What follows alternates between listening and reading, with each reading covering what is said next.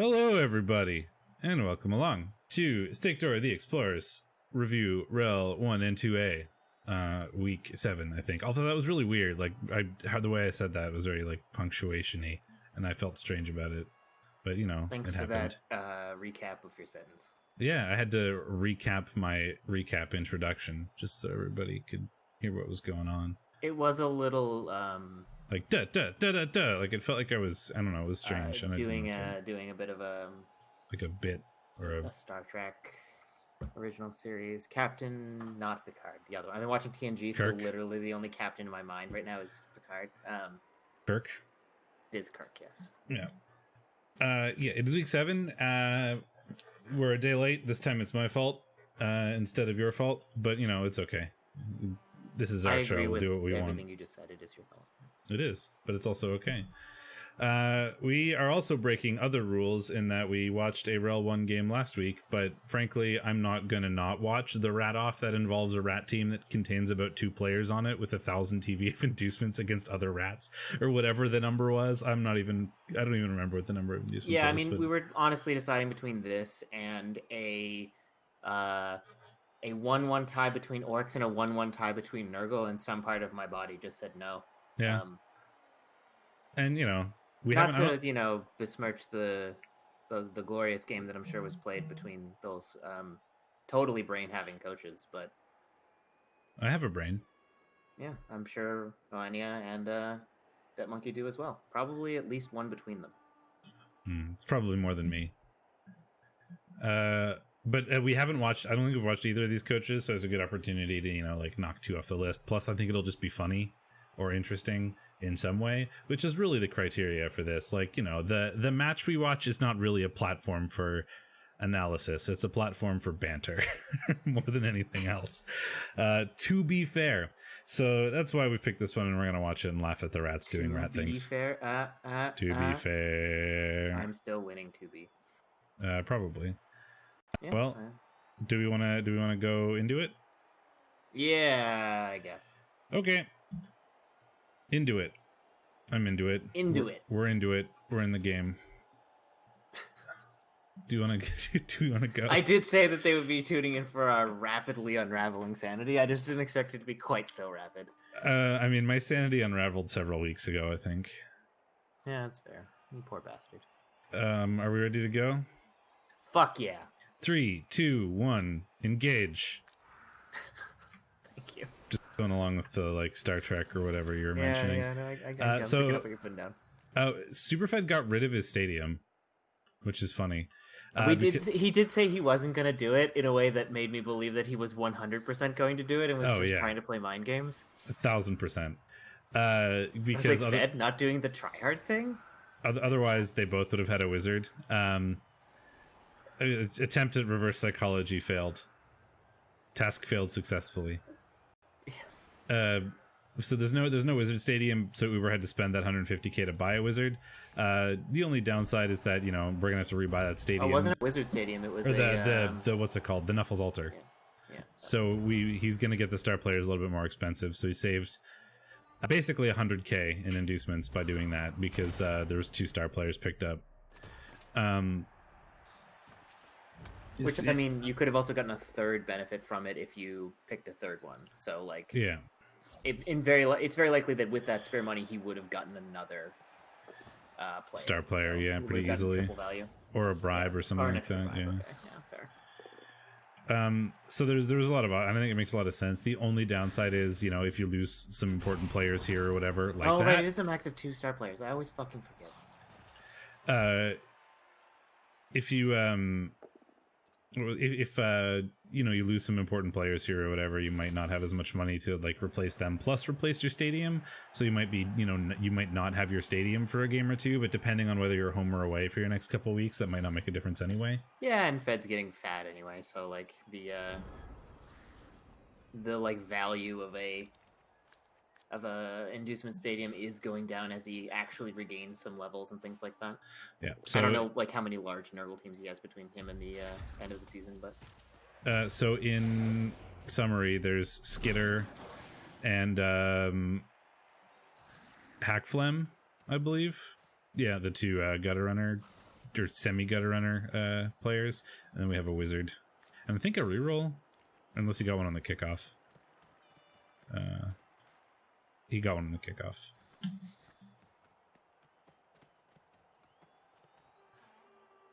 Yeah, I didn't check this match scheduling, so I wasn't sure how away you were recently. But if you have 2 weeks to buy it back, it doesn't matter.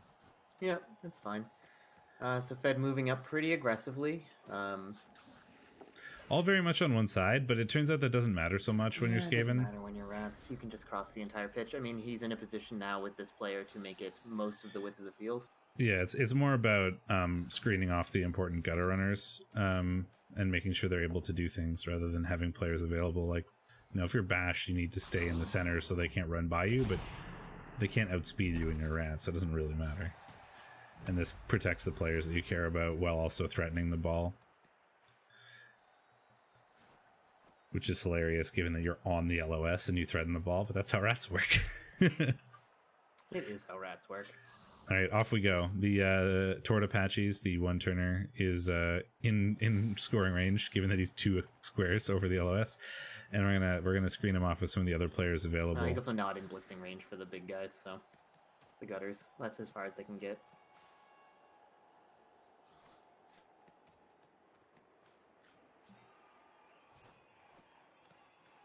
Foul the piling on piece makes a lot of sense. That's a pretty. It's gonna be. That's where we get the attrition from in this game, and if we're ever, you know, threatening this gutter runner, then we might have a hard time. Did you see what happened to my claw palm piece this week? Nope. Ate its second armor bust. Nice. So he's an armor 6 claw palm. He's a flimsy bitch, is what he is. But he's I think one of the killiest players in the league currently.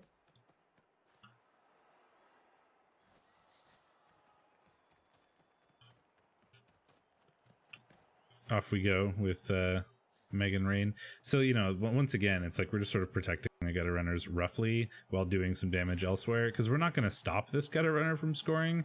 It's more so about, you know, score now, I will hit stuff.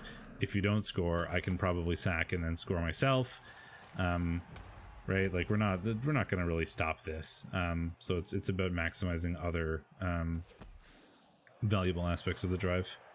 Yeah, you can never realistically stop a rat team from scoring in a rat mirror. No. So, like, you know, we have the strip ball threat down here, basically out of easy blitzing range of like anybody scary, right? I mean, there is hack phlegm, but whatever. And then saying, if you try to stall, I will, you know, punish you. If you don't try to stall, then you score, and then I get to score, and then we get to start this shootout, which is what we're doing. 1 GFI, and we go 1-0. The shootout begins. Yeah. From Tort Apaches. This is such an underrated naming scheme, and I'm so upset other people didn't vote for it or nominate it for the Nufflies. I appreciate it very greatly.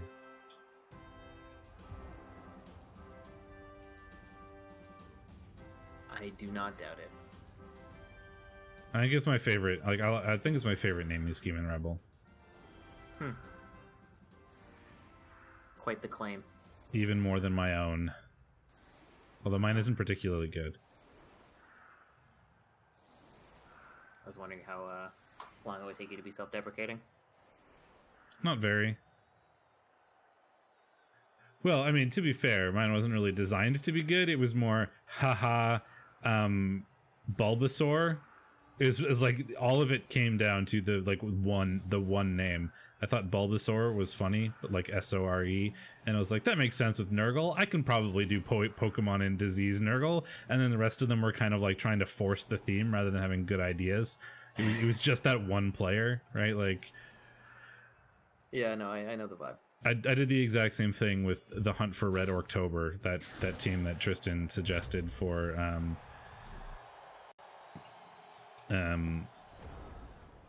the 80 English time league. I don't remember what that was called. Chaos Invitational. The Chaos Invitational, yeah. Still ongoing. I believe Meshuggah runs it now. He does, and there's also a ladder for it too. So I could bring that orc team back now if I wanted to. There's like I have a ladder, like, you know, Immortal League sort of competition, or like Spin League for like old teams from it. So I could bring back the Agi 5 Blodge orc He The was IG5 fun. Blodgork was, fun. He was definitely fun. That's as much as I'm willing to say about it, I think. Hey, he definitely won me games that I did not deserve to win. Correct.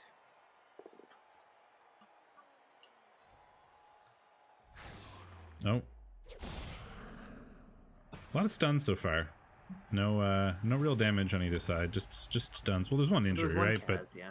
just a line rat. Who cares? I mean, I don't think Fed has a bench, does he? No. No, actually. So I suppose that's relevant.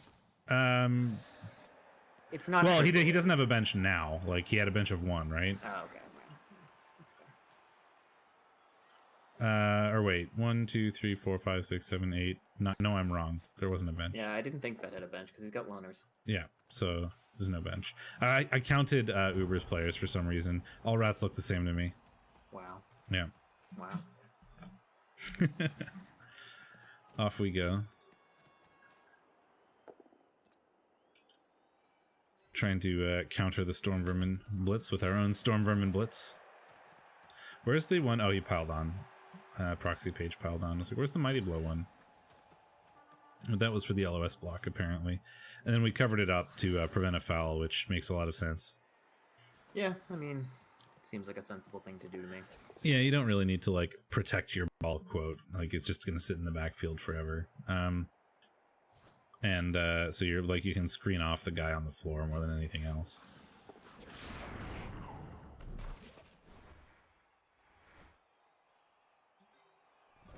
Failed dodge. Not gonna reroll that, of course. Skitter, stab, stab. Very, very defensively. I wonder if we're ever going to see the stab. I mean, I hope so. He's perfect in this matchup. Yeah, I mean, they're armor 7, that's true. Although, like, the only free stabs you're ever going to get is probably on the LOS, and then you're putting Skitter on the LOS, and you kind of want him to also just be a gutter runner as part of his whole deal. Yes. So, you know, putting your gutter runner on the LOS is generally not necessarily a good idea, even if you're on offense, because he could be, you know, fairly easily exposed. But that's where you would get the stabs from. Otherwise, you're blitzing, and you're not going to blitz stab very often. And you're doing gutter runner things with him. He's, you know, dodging away from whatever's marking him rather than just stabbing it. He is going to get slapped right now, though. Never mind. Yes, mind. Never mind. Oh, there's tackle. Yes, mind. This is a roller coaster of emotions. Piling on. No, never mind. Perfect. Skitter too strong. A 3 into a 4. Not enough. Wouldn't have even armor broken my armor 6 piece. Get out of here with this rookie garbage. There's going to be a lot of, like, score, counter score, certainly, in this, but it's very interesting, right? Because, like, unless you do something as part of that, like, that process, you know, like, remove their important players or manage to stop them from getting one of their quick scores, you just sort of tie, right? Like, you need to do something in this sort of matchup. So seeing Well, it's how all those about gaining. It's about gaining that one advantage. Like, yeah, it's that's about going up 2 touchdowns after a wizard steal. It's about, like, yeah, that's sort of what I mean. And it's interesting to see how the two coaches will sort of approach that, like, problem, as it were. You know, where do they try to get that one advantage? Who gets that one advantage? What is that one advantage? You know. well, so Fed. Neither team wants to be on defense, and it's kind of a bit of a question of. Well, that's not true, actually. Uber. Neither team wants to be on offense. Is what I actually meant. So we'll see how Uber flexes the wizard is going to be a big deal. Though, Yeah. of course, it's harder to flex the wizard well in rat matchups. Yeah. Especially if the rats are positioning well, right? Like, if you keep positioning your gutter runners in positions where there's no real easy recovery for the other team when they wizard, then they're just not going to wizard. And you do that by doing stuff like this, right? You've got your rat in the far back field where no one could really reach, and then we have another rat in scoring range, and now we just sort of do like the walk up, handoff, score, and like a wizard could not have stopped this because of how we positioned the rats. Yeah, I mean, even if you wizarded and got a break, and first of all, if you're wizarding and you need a break to happen, like, that's not a great position to be in. Ooh, prehensile tail almost doing a thing there. Yeah, Not really, it was a 1. Never mind. 1 into a 6. Yeah, not gonna cut it. We get the vanity pass, so that puts Marley Brinks 3 SPP away, so 1 touchdown from the level. And then we get the touchdown on. Yeah, it was a 1 and a 6, so like, doesn't really matter what skills they all. 5, that's true. Yeah. It doesn't matter what skill they all had. Nothing would have mattered if you roll a 1 and re-roll it into a 6. Some argument there for. No, because even if you wizarded, like, you're not really complicating matters that much, given the amount of agi and plus movement pieces that Fed has. Yeah, you're trading like the wizard for maybe having him score 1 turn later, which is not actually very useful, right? Like. Yeah, it depends on how the recovery went, but yeah. It turns out it doesn't really matter what combinations of skills you have. If your first roll is a 1 and then you re-roll it into a 6, it's still going to be a fail into a success. It doesn't really matter what happens skill-wise.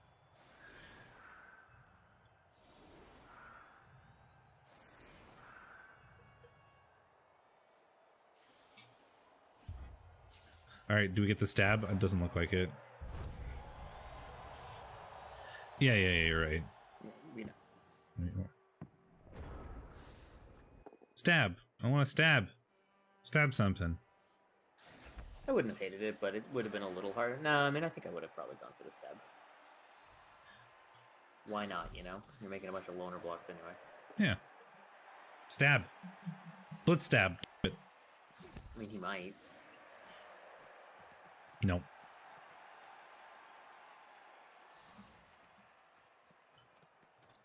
Hackflem. Hackflem looks so weird. Like he does. Look, he looks almost. He looks more like a line rat than like a line rat or even a storm vermin, like a weird like. But I first thought he had based up a storm vermin on the ball. Yeah, I mean he looks like he shouldn't be a gutter runner, but he has Agi 4 movement 9. I mean, really, he's Agi 5 because he has 2 heads, extra arms. So for most purposes, he's Agi 5.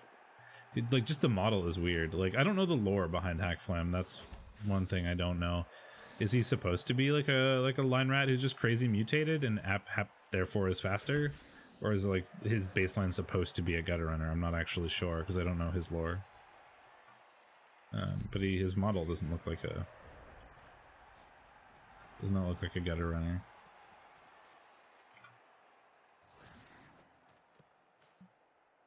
Pretty cool model though. 2 heads that actually looks good rather than dumb, like it does on most Skaven. Yeah, it's not bad. How dare you say the 2 heads model looks dumb? The 2 heads model looks awful on every Skaven player, or on gutter runners at least. I don't know if I've ever seen it on a line rat. Just like an extra jaw hanging from below their jaw.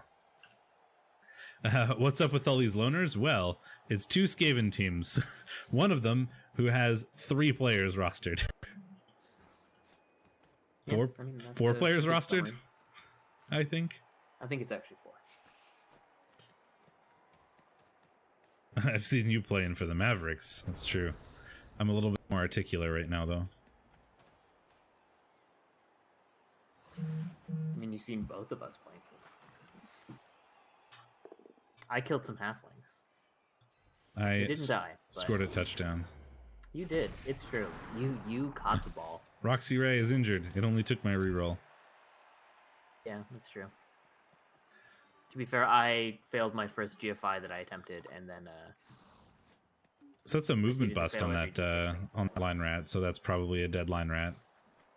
Although it depends on whether it affects your bench or not. I suppose it's not a dead line rat. Movement is not a dead one. It depends on your bench situation, but yeah. Rats don't ever get to be in a position where that is a killing blow to a line out. Oh, I mean that's fair. I mean, you know, Nurgle or zombie or whatever, or undead, you just buy a new one or get a new one or whatever, and it doesn't really matter.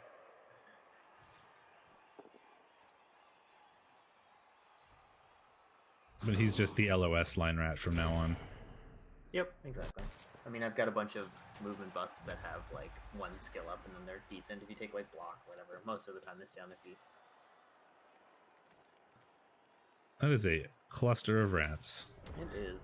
It's fun though. It's interesting because like this is one of those turns where you can sort of get that advantage that we were talking about, right? Like if you leave your opponent with no turn, like if you turn them over when they only have one turn left, they probably don't score, and you can get that advantage rather than just getting like the sort of shootout. So when the resource that you're limited on is turns, that's definitely one of the locations where you could have something happen. So you have to be pretty careful about like positioning when you're trying to set up to score here. So yeah, we do go for the strip, and we get it. Yeah. Pretty easy, just a nice one die there. Yep. Scatter is predictably terrible. There weren't a lot of good scatters there. I mean, I don't think there were any good scatters unless it bounced really seriously. Pretty much. I mean, clusters of rats are usually irrelevant. So Agi 5. Yeah, so this is what I mean, right? Resources are, like the turn being a resource is a big deal. Like this rat can't score right now, but now it's incredibly unlikely, like he could score next turn, and it's incredibly unlikely that Uber scores now. And if he does score now, he's probably going to have to utilize the wizard for it, so that he can like lightning bolt the rat, go get the ball, and then like throw it somewhere to score. And either way, that's a pretty big win for Fed, I think, in that either use the wizard or he doesn't look to score. See if he could have made that significantly harder. I suspect the answer is yes. Stab. There's the stab. Got him. Just a KO. Got it. Got him. But turns are just a resource just as much as anything else, and like, you know, waiting till turn 7. Oh, there we go. That will seal that. 1 in 81. So this is the type of advantage that sort of we're talking about, where you want to try to grab that and get. So this, like, if we think of this in sort of like, you know, quote advantages or whatever, right? Superfed got one here, is going to score and go up sort of 2-1. Uber still has the ability to do something similar with like the wizard. Well, that's a dead rat. Yeah. So I mean, it's a bit annoying when you don't have any rats already, and that was one of the non-loners that died. Well, there's more skulls. Oh, that's funny. So like there's still the wizard, which could kind of do something similar to Fed later, you know, on turn like 15 or 16 we wizard, and then we stop Fed from scoring and score ourselves, and then we end up like resetting that advantage. So there's still like, you know, one more advantage to try and steal for Fed, or try to counteract the advantage that Uber can get or could get with the wizard, and then that's sort of the name of the game for the next 8 turns, I think.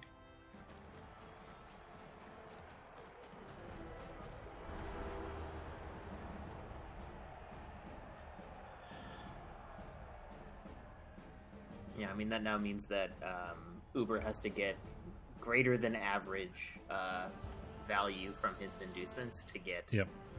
Like, it's basically the wizard is, like you said, like usually changes the score line by 1. Generally, yeah. Plus or minus. Well, like it usually like nets you 1 to 2 touchdowns, depending on how like things go. Yeah, you can either, like, stop their negate an touchdown opponent's score, or you steal it and score on your own. So. Yeah. All right, so if we basically like assume that this half is going to go exactly the same as the last half, except instead of Fed stealing the ball on turn 7 with the gutter runner, it's going to be Uber stealing the ball on turn 15 with a wizard, and then we sort of end up in the same situation. So we need either Fed needs to find another sack or advantage like that, or he needs to make sure to prevent the sort of wizard advantage, and then we can win that way. And Uber, yeah, like you said, needs to get greater than average value out of his one advantage, or he needs to try to engineer another one somewhere.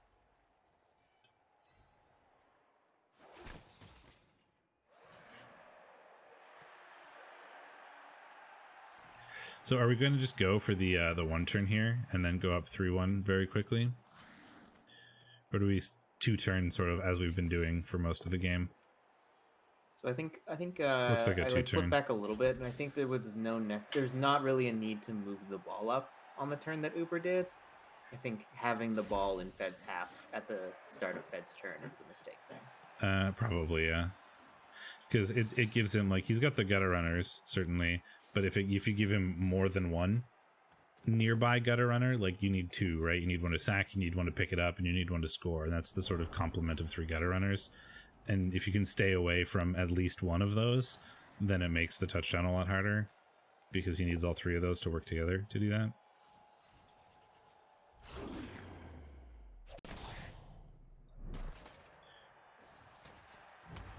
Loner stunned.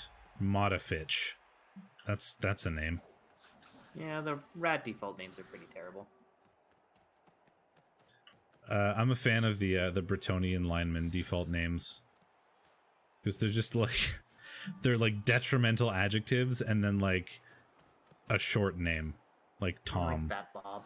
Yeah, it's all stuff like, you know, yeah, like Fat Tom and like, you know, Smelly Jeff and stuff like that. Just it's like really entertaining. It's like very short, simple names and then just like a detrimental adjective. Like, okay, I see where the peasants stand here. Where they belong. Like old Tom. Like, I had Young Sniffer as a default one once, which I thought was kind of awkward. There's a default Bretonian lineman I had on my 1 minute team called I have seen that one before. Young Sniffer. Yeah, really good. I was like, okay. By really good, I mean fucking horrifying. Yep. Oh. Failed to dodge, but reroll is good. Blitzing the scoring, or the one-turning rat. The Knorring threat. Oh, gets the POW. Off we go. Another 6. Shadowing! Yes, here we go. Shadowing. Shadowing. Do it again. Yeah! Here we go. Don't roll a 1. Technically, Tort is faster than Megan Rain, so it's not Marley Brinks. very hard for him to get away, but... It's a 6 plus. Yeah, 2d6. Rolling more than a 6 is quite likely. Go for the leap. Just like, I'm tired of this shadowing. I'm leaping to get away from you. And then we fail the leap.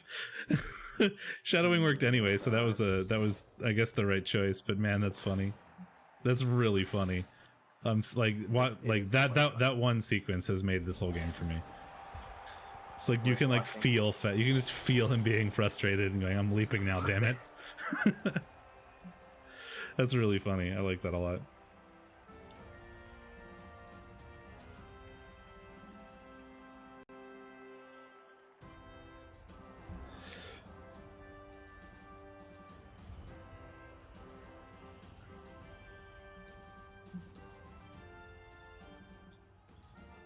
Okay, so we're at 3-1 now, but it's going to be pretty easy to go back to 3-2 for Uber here. So I mean, Uber does have to be careful here to like get good value if he even wants to equalize at this point. He's not in a great position, so. I mean, Shadowing ate a reroll, but I think Fed got a free one, so it doesn't look like it made a huge difference. Or is Fed rostered 4? I don't think he's rostered 4, so I think that must have been a free one.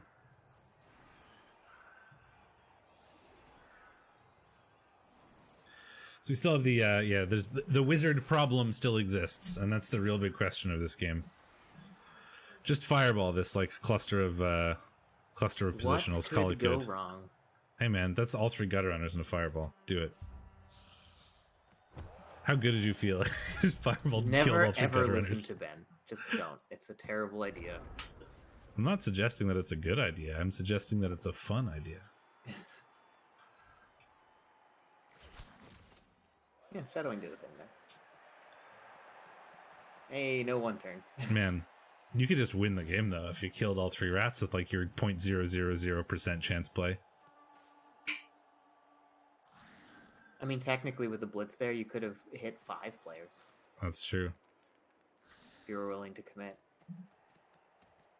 And if you're going to attrition fireball a group of Skaven positionals, commit better be in your vocabulary.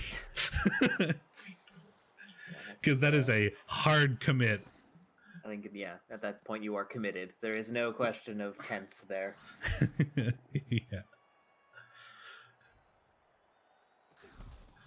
So the rats are we out of range of the rats? I'm too lazy to count that, and I never have players that are that fast to remember like how far away that. Yeah, we're just at a range. Okay. Fucking bash coaches, man. They're just like, I don't need to know passing ranges. I don't need to know if that's in range. Well, I just click on the player and find out. It's easy. but like it's more like I see that he's 3 squares away from the end zone, and you know the movement 10 gutter runner is 4 squares away from the LOS. So like if you're used to that sort of math, that's generally pretty easy to work out, right? If that's a thing you do a lot, but I don't. So like yeah, no, I mean the answer is usually yes when you're playing escape. It's like mentally doing that sort of spatial reasoning is not easy if you're not used to having players that are that fast.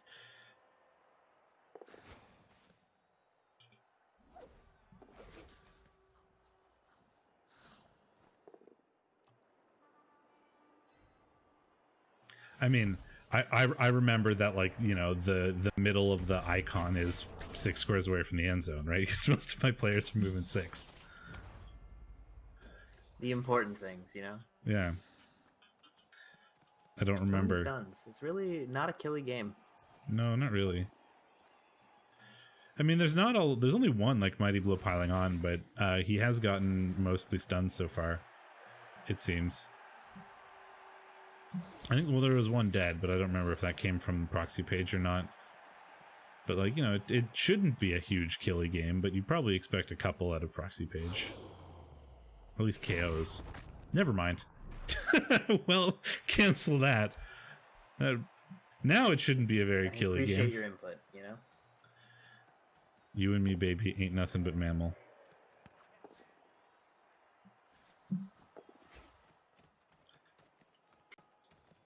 Man, that G4 is dumb. It's like...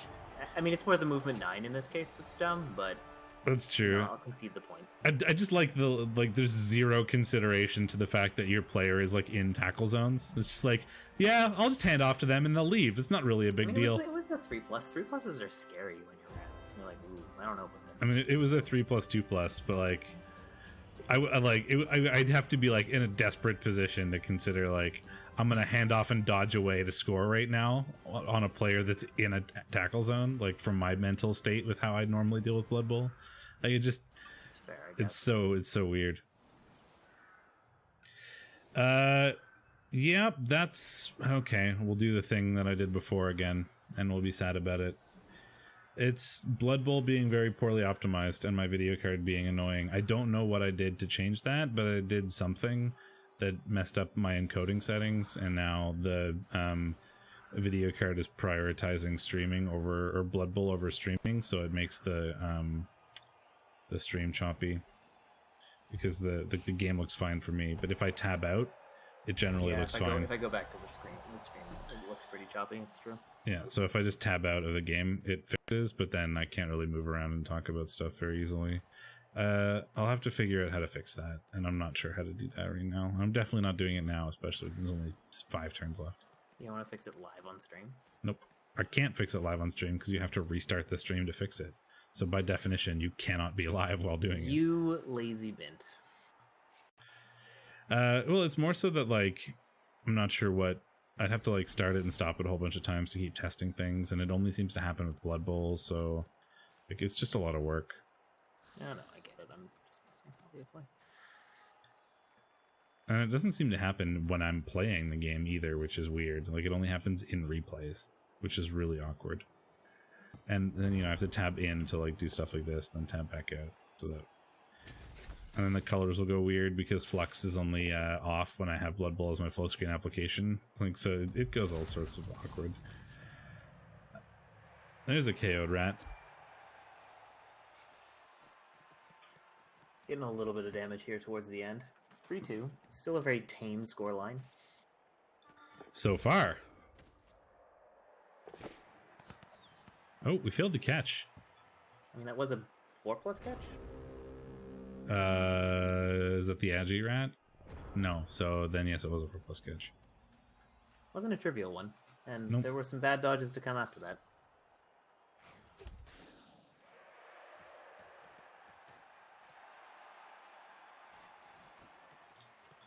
And now, Tort Apaches can pick up the ball and run to space. And by space, I mean not very far away. We also try to pass and fail. Yeah, I mean, you just kind of have to score when you're in this position if you can. Oh, for sure. Wow. Hackflem holds the ball really weird. Yeah, that it's not a great animation. I mean, it's in the extra arm, it looks like.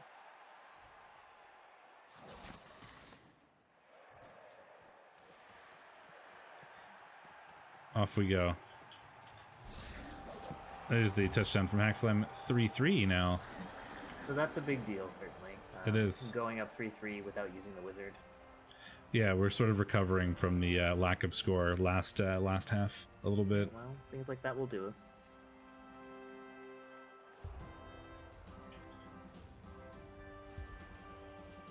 it. Three out for Fed, 2 out for Uber because the KO came back. So that is, Uber will still be at 11 because he had 2-star players, and Fed will be down all those players. The upside though is that, you know, Fed's got to run are like significantly better than Uber's, and like there's very few re-rollable actions for Uber. Sometimes having rostered players is nice. Yeah, just that like I can't really dodge away these line rats to like do anything because it's a 3+ and they're loners, so I can't re-roll that. So like you have to do that at the end. Rain. Normally would make a difference, but the Agi 5 rat does not care. Neither would Hackflem. Just you know, rat things. Oh no, it's raining. How terrible. The one-turner doesn't have Agi, so it makes the catch harder. That does the rain matter for that? Yeah, it affects catch rolls. Oh, Any ball handling. right. Oh, right. Intercept. Also, yeah.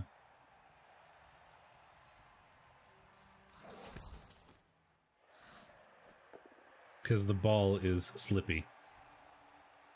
Yes, the ball is slippy. You're right. That is the technical term. It is the technical term. That's what everyone calls it. Slippy. Yeah, like the character from Star Fox. The frog. Yeah, the frog's name was Slippy. I know. So I made the frog noises. I'm glad we have this talk, man. Polygons. Shooting polygons, the Super Nintendo game. Yeah. Carter Cruz gets the touchdown, 4-3. It's fucking thrilling is what it was.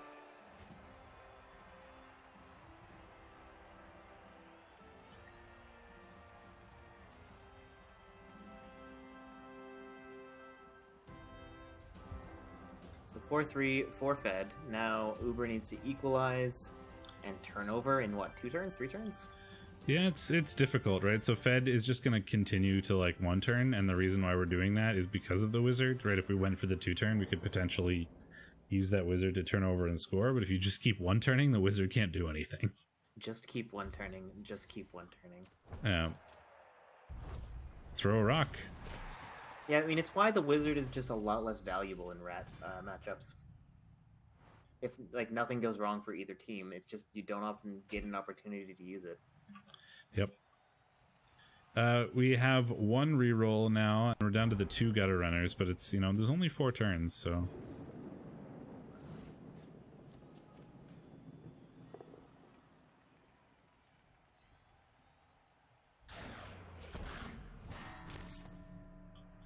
Lelk is KO'd.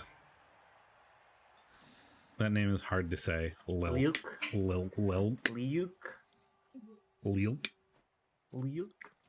I feel like you need Feels like rat. it happens at the back of your throat. Yeah, somewhere. you need like rat anatomy for that one. I don't want rat anatomy though. No, Hard pass, thanks. not even if it gave you extra arms or a second head. How I useful? think particularly if it did those things. How useful would an extra arm be, though? Pretty useful. I don't know. I mean, I get by. I don't think I need it. All things considered. You would ever so slightly bring up the average number of arms in the world. That's it was definitely factored into my consideration, you know. The average person has more than 1 skeleton. I suppose because of weird extraneous bones. Well, pregnant women. Pregnant women have 2 skeletons. You're right. Do they have it, or do they just contain it? Well, like a pregnant woman contains 2 skeletons. So, like the average human contains more than 1 skeleton. This is the pet internet come to this stream for, you know. Exactly. I mean, it's just like, you know, the average person has less than 2 arms or whatever, right? Because some people are amputees. Like, it's just the weird average things. Correct.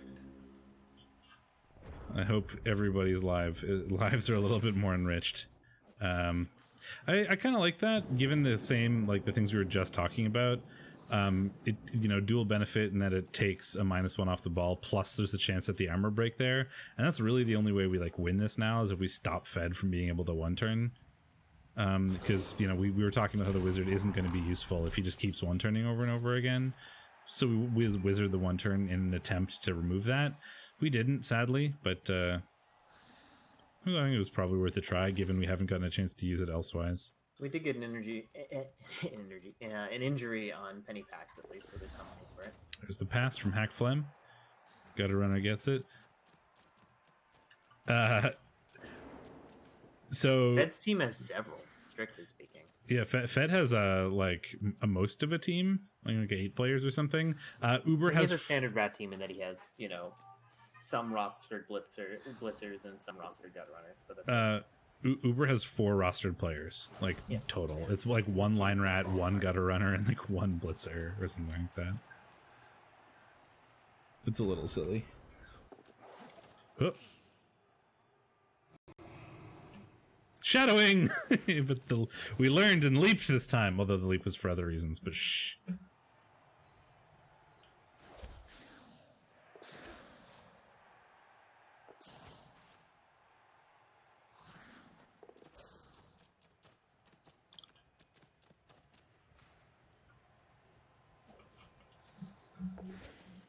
If he wasn't able to stall,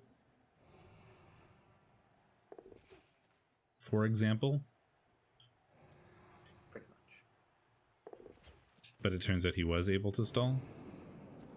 And you're not going to really know that before you do things, given that a wizard has to be done at the start or end.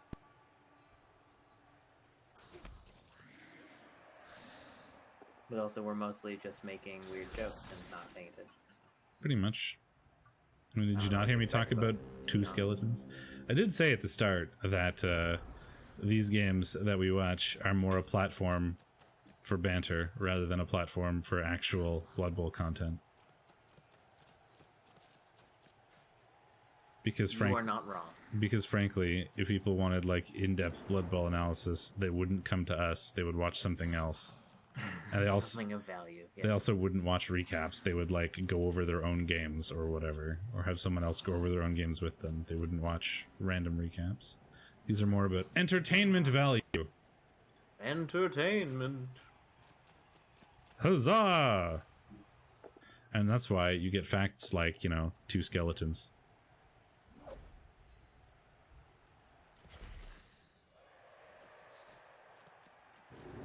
Oh, I get to play an old Steakdorra the Explorer favorite this week in REL. I get to play Acropolis. I played Doof this week, so if you want to like watch us scream at each other on stream, come hang out for that one. I do want to watch that. That's Friday night.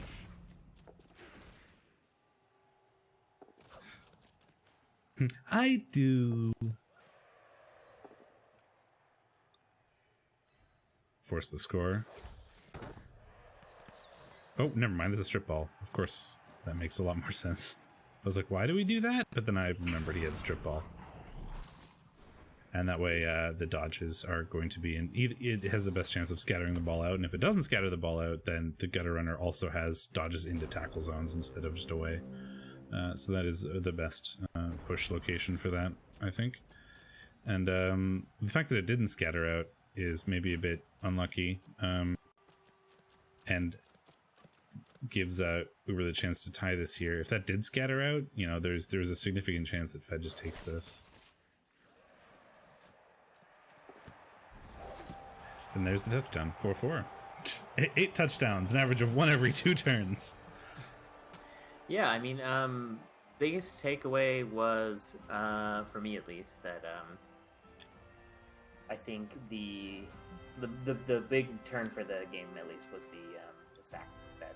Yeah. Really giving him an advantage that he was looking for the entire game. Like going up 2-0, or like having a 2 touchdown differential in that game is how you win. Like getting to a point where even the shootout no longer favors your opponent. That's really funny. So Marley Brinks got to 176 SPP in that game and then got the MVP anyway. It's like an entirely wasted MVP, or you could have tried to score on other players or whatever. Yeah, and I think there were some scatters out that would have been still touchdowns. Like, I don't think it was a done deal. Oh, well, 5 out of 3 of the times, but yeah, exactly. I mean, it's slightly more than half of the time the ball should scatter out, but not all of the scatter outs result in Uber not scoring. Yeah. It's pretty low odds either way.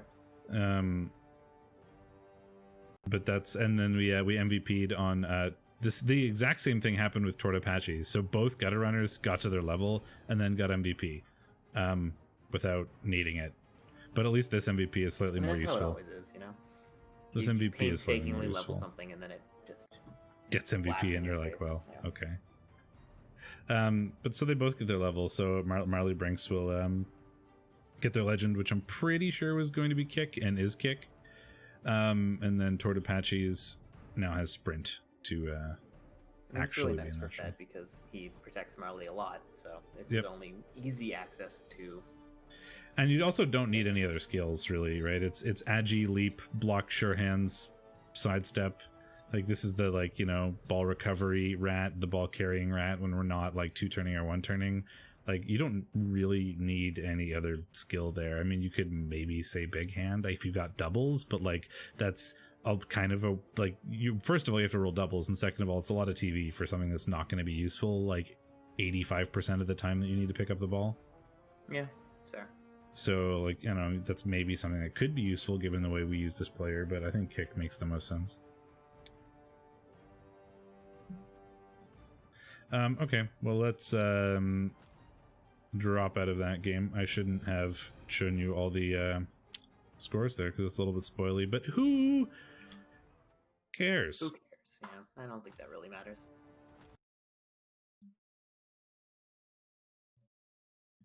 Because we're gonna just go into here.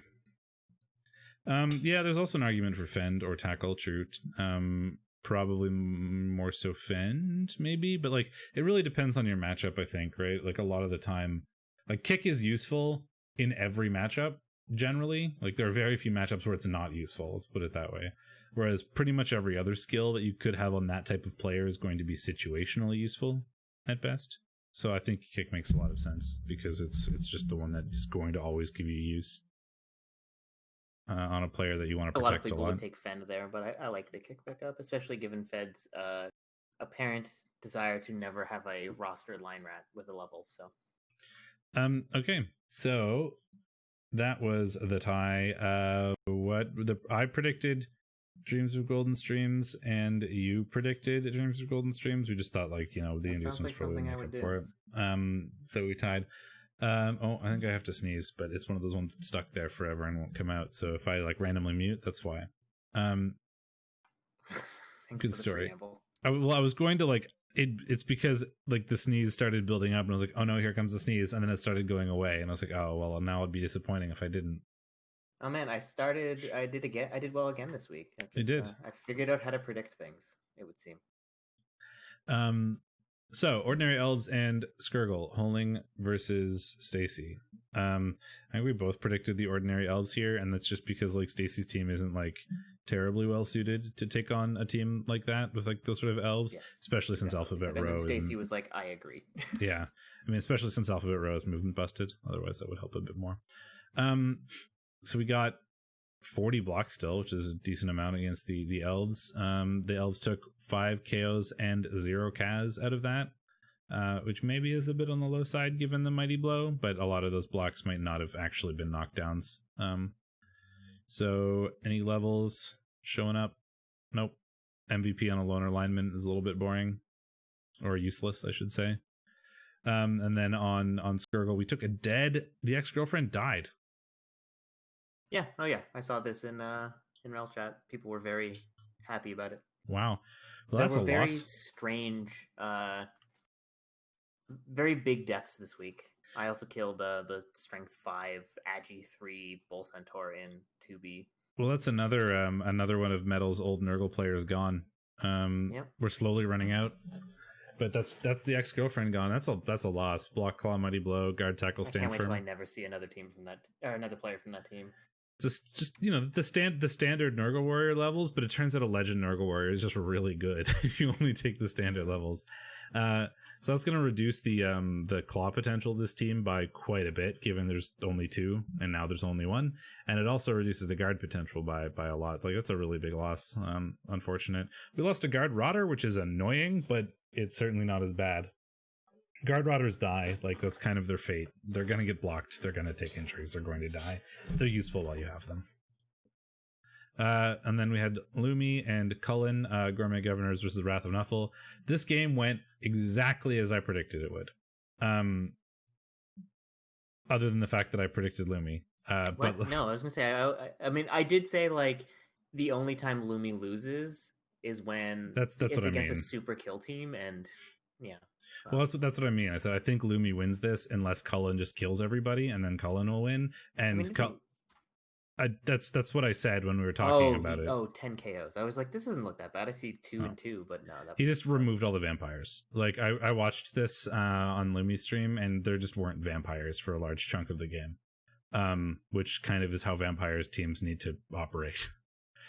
So it sort of went as I said, like, a luminous loss happened because of exactly what I thought would happen if Lumi was going to lose, which is there were no vampires because they just all got removed. 10 KO suffered. The 1 touchdown came from G Dumpling, and Borscht Johnson got 2 completed passes to level up. So we'll actually have we're catching up, and didn't sustain any value or damage, I should say. And Mighty Blow Blow also got 2 really nice levels on a rookie and the Agi block beast. So that puts another Mighty Blow. We've been missing, like, the sort of blitzing vampire for a while. Like the attrition vampire, as you were. We used to have one. There used to be another vampire that was like, block, tackle, Mighty Blow. I imagine now Borscht Johnson is that. Oh, he actually took block first on Wellington. I might have taken Mighty Blow first there, just to have a Mighty Blow goat blitzer, but doesn't feel like taking the risk. I know the feeling, Stacey. I have lost many guard, and I've been outbashed by every team I've played this season except for 1, and all of them have been like. I outguard the Nurgle I played this week. So 2 levels, and nice rookie level, and 1 from the Agi Beast is useful as well. So that beast can, although we've talked about how that beast was a little bit weird, given we already have a ball carrier, taking block over something like Wrestle was maybe a little strange. So I wonder what we took there. What is that? That is, we don't know yet. It hasn't been rolled. Taking it, yeah.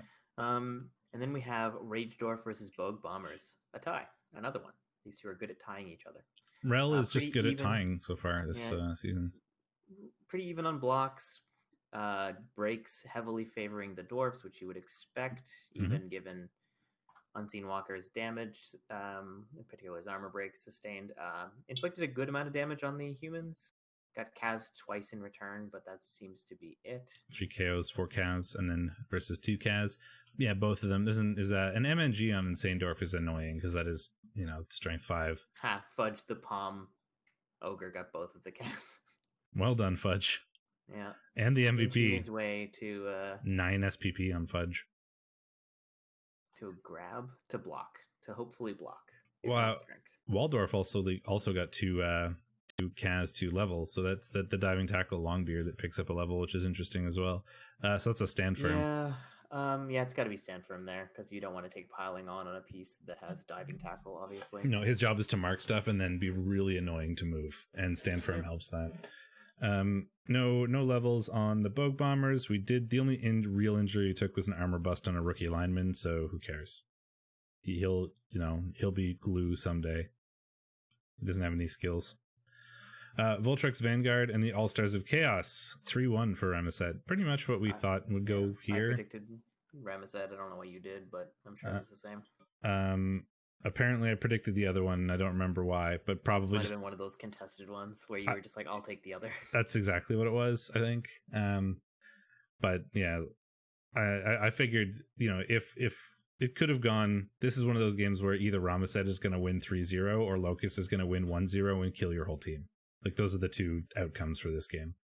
basically, and we had the first one where Ramaset won 3-1. You know, we got touchdowns, weren't enough 26 removals. breaks, but it only turned into 9 removals, so not enough to get the job done. Yeah, both sides had an expulsion, so the elves were fouling, probably on some piling on punishes, but not getting the punish they were actually looking for. Nope. It'd be kind of hard. And there was 3 Dolfar levels. Longstrider. You don't really see him very often. No, that's true.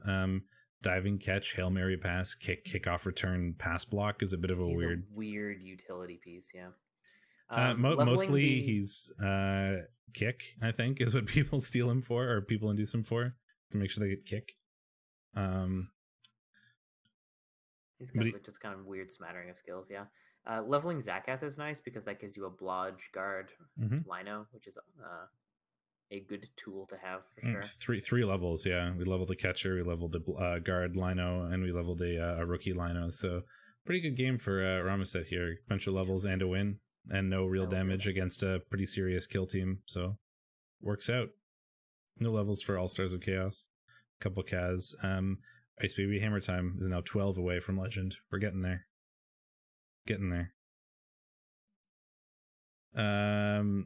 Grungy Desserts and Volcano.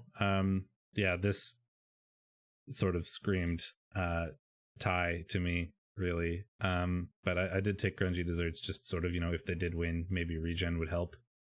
That kind of thing, foul appearance. And it looks like it did it. Grungy Desserts suffered 3 Kaz, and they're all still there, so no, regen didn't do anything.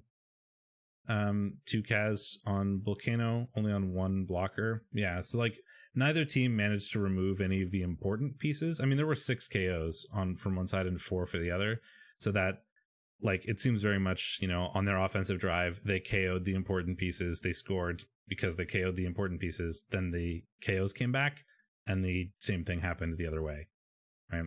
None of the important pieces got sort of actually removed from like an injury, which meant they could recover and then do the thing on their own drive, for example. Which is sort of the story of a 1-1 bash tie often.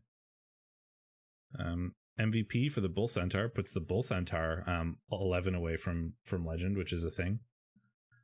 Pretty exciting there. Badly hurt blocker, movement busted Hobgoblin, who cares? The other Bull Centaur is 4 away as well, so we're getting pretty close.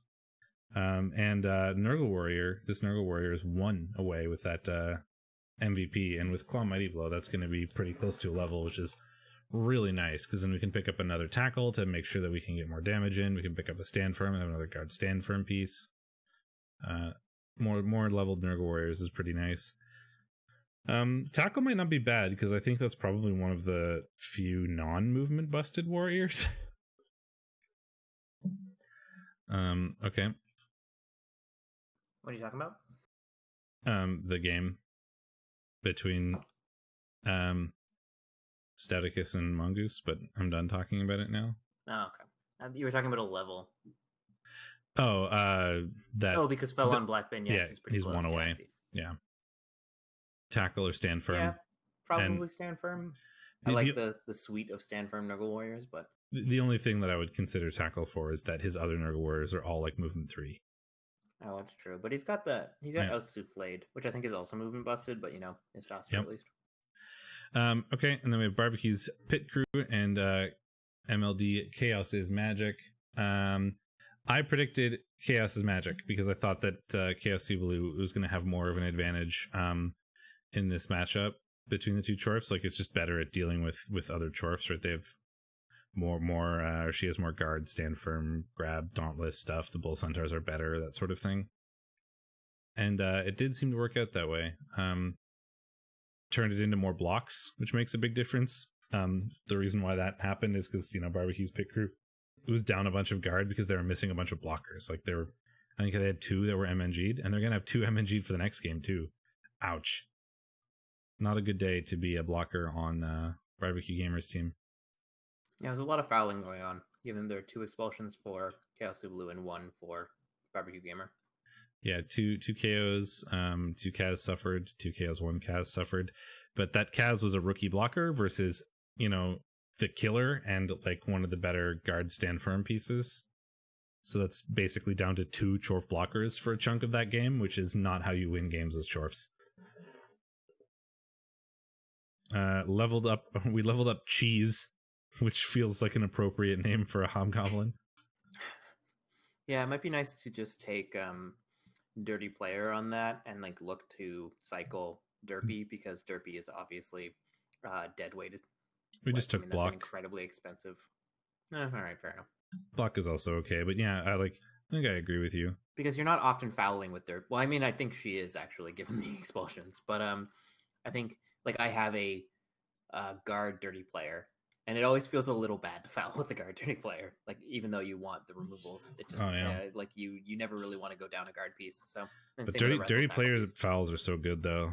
Like yes, I mean, it's how I kept up with the Chorfs this week in pretty much. I mean, think about it. Like a a mighty blow hit is generally considered pretty good, if not only for the +1 on injury, also for breaking armor. But you can break armor way easier on a foul with more assists. That's basically a well-assisted foul is usually better than a claw mighty blow hit.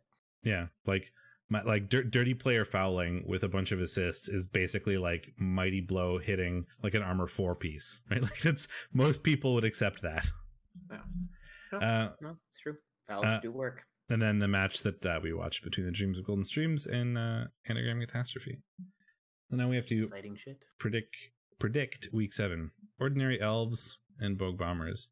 1600 elves, 1860 humans. Well, we should look at the standings, should we not? That's probably fair.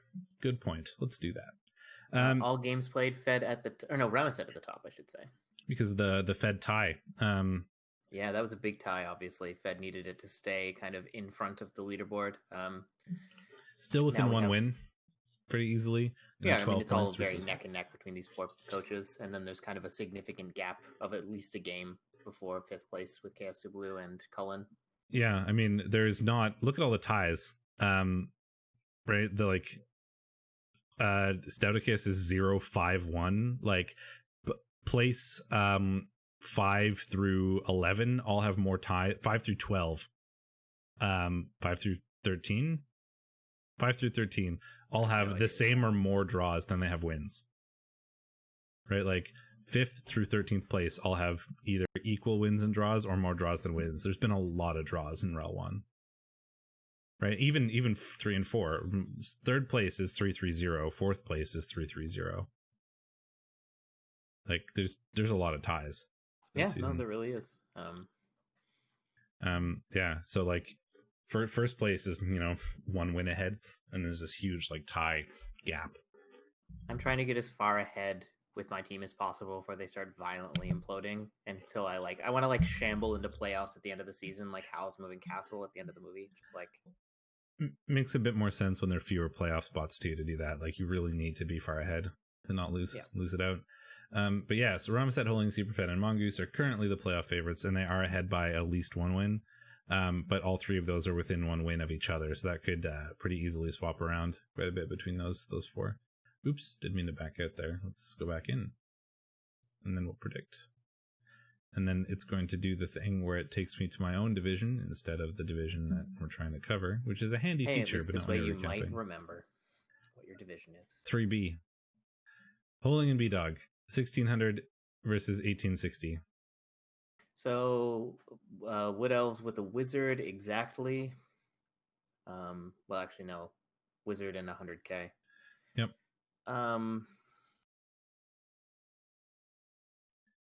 Can be a hard matchup for elves, certainly. Yeah, although the Blitzer situation is a bit worse for the Bogue Bombers than it was, at the start of the season. He's got 2 sort of rookie ones. Well, 1 is plus agi. Yeah, and he doesn't have a ton of guard, so it's going to be hard to do more than 2 guard in a cage. So we're looking at a 1 die at least on the ball carrier, though the ball carrier does have sure hands. So even a 1 die from the strength 4 is, a 5+ to take the ball away. It's not that likely. No. But it's going to get messy pretty fast, I think. That said, the elves just don't have any players. Yeah. I think the one awkward thing... They really thing... can only lean on the wizard and winning off of that. Yeah, normally that catcher being strength 1 would make a huge difference, really, because you're never going to, block stuff with him. But that means that the human catchers who are strength 2 and just as fast can sort of be safeties and blitz that without too much assistance required. Mm-hmm. Which is... something that it's not terrible, but it's something that Holding definitely needs to consider. Whereas normally you wouldn't worry too much about that. I think I like B-Dog for this, even though it's Wood Elves with a Wizard, which feels wrong, but I want to believe. Yeah, it does feel weird. Well, I don't know how to predict this one, which is a bit of a problem. I'm going to agree with you. We'll become only because spicier I think later. the damage potential and potential for like causing an awkward turnover is, you know, non-negligible for the humans, and with a movement up catcher, they can't do the thing. What else can't do the things they do against bash teams where they like use the wizard to go up 2-0 and then they have zero chance of losing a shootout, but there is a chance of losing a shootout. Chance of losing a shootout against you. Or at least humans can maintain pace while they murder you, and if it gets to a point that you can't reliably 1 or 2 turn, then you're going to be in trouble. And here's the match that I think everybody else in the division is cheering for them to both like self-annihilate. Wrath of Nuffle versus the All-Stars of Chaos.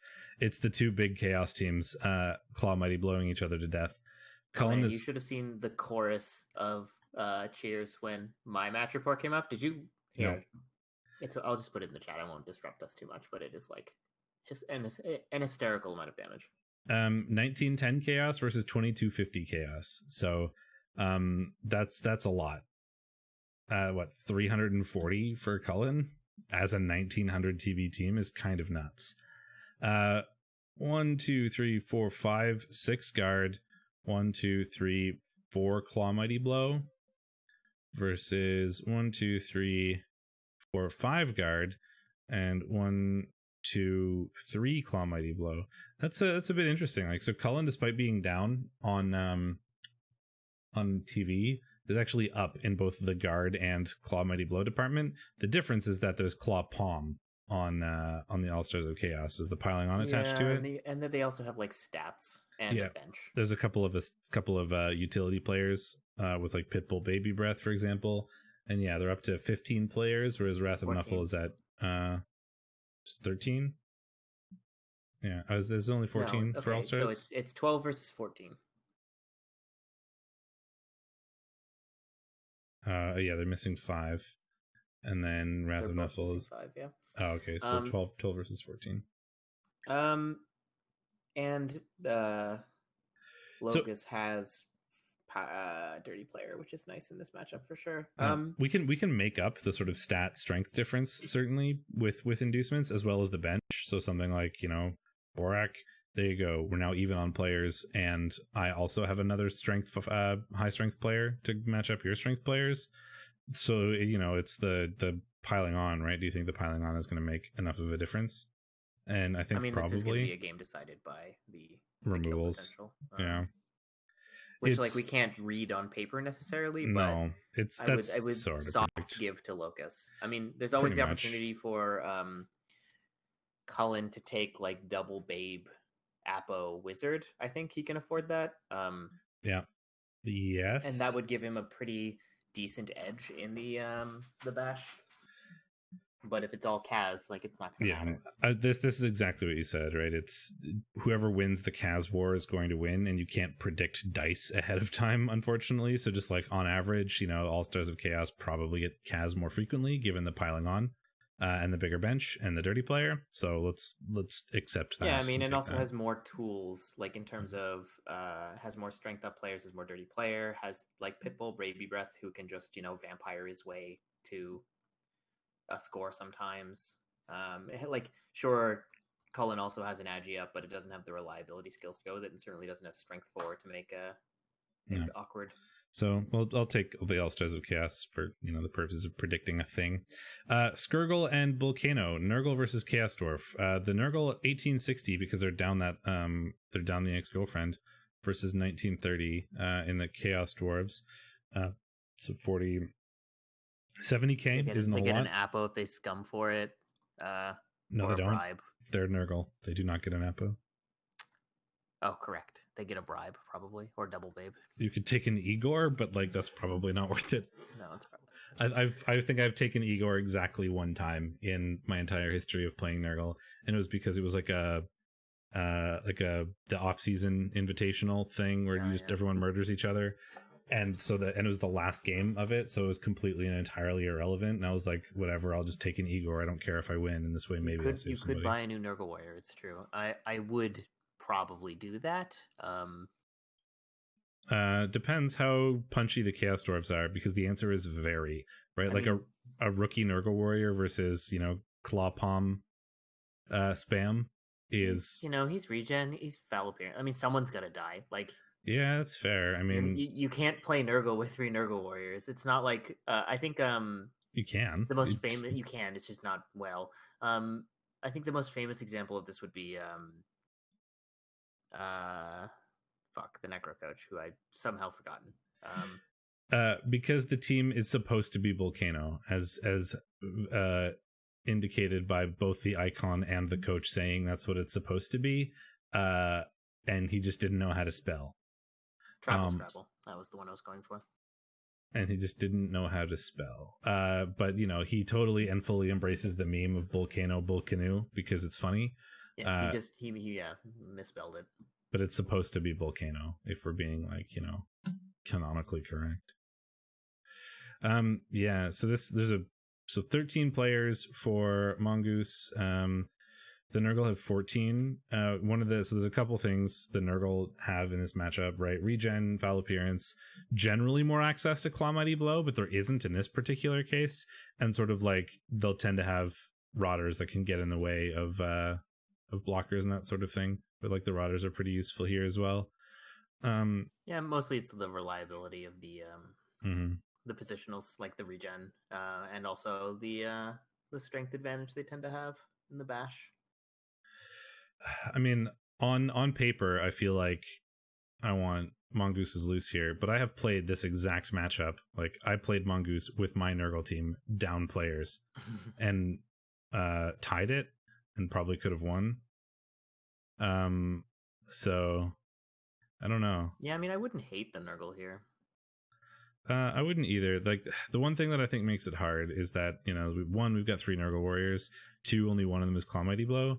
But the plus side is we have 3, that's 3 guards, strength 4. They're all block. 2 of them are stand firm. One of them is blodge. Not that the dodge really matters, but that'll match up really well against the blockers, who only 3 of which have guard, and the 2 of them are rookies.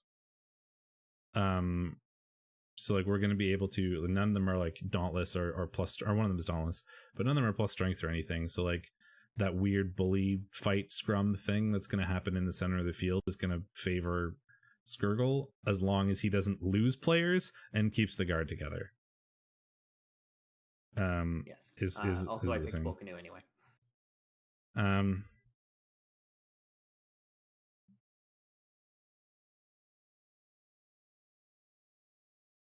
I mean, I think I'm going to anyway, but that makes me sound like a jerk now. But I think I'm going to as well. I think it's a pretty close one. But I like the Chorfs. Yeah, I mean, I think if there was a Claw Mighty Blow piling on Pestigore, I would be a lot more inclined to take the Nurgle, just because being able to snipe off the Bull Centaurs or the blockers makes a big difference, and it can be a lot easier to marginalize the Chaos Warriors. The next one's going to be neat. Lumi versus Chaos Subalu. Oh, Chaos Subalu gets nearly 500,000 in inducements. 500,000 inducements versus vampires is nuts. Yeah, but Chorfs have terrible inducements. They could take Hathark, the possibly stoppable. They could take Grashnak, but I don't know about that. Versus a team that has a bunch of ways of very easily marginalizing one player. 2 bribes. I mean, the problem I see for Chaos Subalu is that she doesn't have a bench. Nope. So you might find yourself getting outbashed by the vampires, who are just going to foul you at every opportunity and hit your hobgoblins with Mighty Blow until you run out of them. Yeah, and it's not like they're afraid of Chorfs running around, YOLOing around. They have strength 5 frenzy pieces. They can take down Discodorf Yeah, and the they're not exactly afraid of the bull centaurs, both because of the vampires and because of like hypnogaze. And the chorfs, like the blockers, they're movement 4, and normally that's not terrible compared to Vamp's movement 6, but 3 of the vampires are movement 7. Like, which is just so much faster than the dwarfs. Lumi could get totally brutalized again, but there's actually Frenzy Juggernaut as well, which is surprisingly useful against all of the stand firm on the blockers. Yeah, like, so that's the, like, this is going to come down to, do all of the thralls die to Chaos Dwarfs and then Luminous can't do things, or not? And if they don't, then I think Luminous wins. If there's an Empire team that doesn't really need thralls, this one, we've seen that a lot. Like, Lumi is very willing to re-roll Bloodlusts, given that he has, 4 of the vampires with dodge, 2 of them with pro. The number of things he actually needs team rerolls for tends to be pretty low. I think I'm going to take the vampires.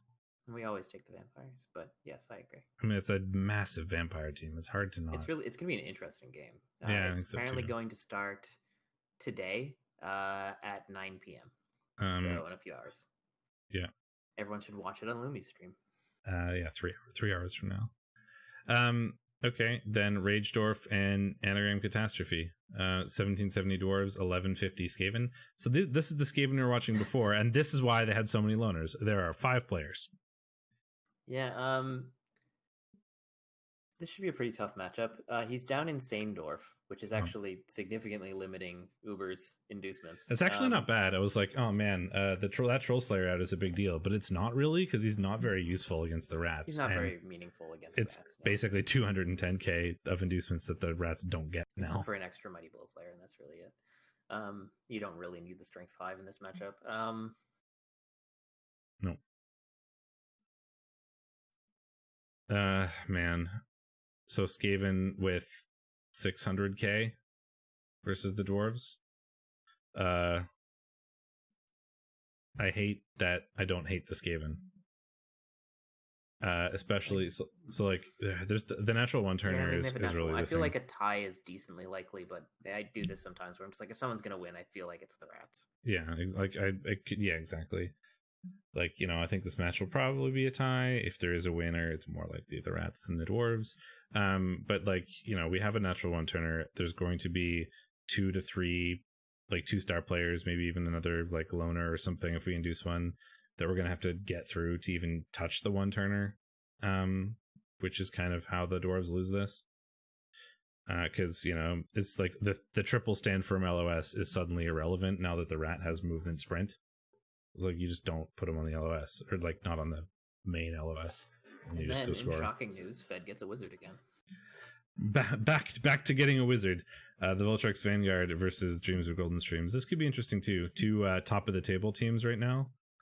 Superfed really wanting to win this one because one of the people ahead of him is Ramazet, so that's a double slingshot sort of thing in the standings. For a moment, I was like, not getting a win. This is not for science. Because I mixed up the high elves. And you saw all the red numbers. And I was like, where's the human blitzer? Did it die? Did I just somehow miss that? But no, this is Rama. Some stats on these elves. Yeah, there are some stats on those elves. Guard. So the big piece to watch, of course, is Starseeker. The strength up, leap, wrestle, strip, tackle piece is going to be a bit of a nightmare. The thrower is pretty useful here too, just because of sure hands more than anything else. You probably don't want to be throwing very frequently against an Agi 5 leap rat that's going to be in the way. No, indeed. But the sure hands is definitely useful.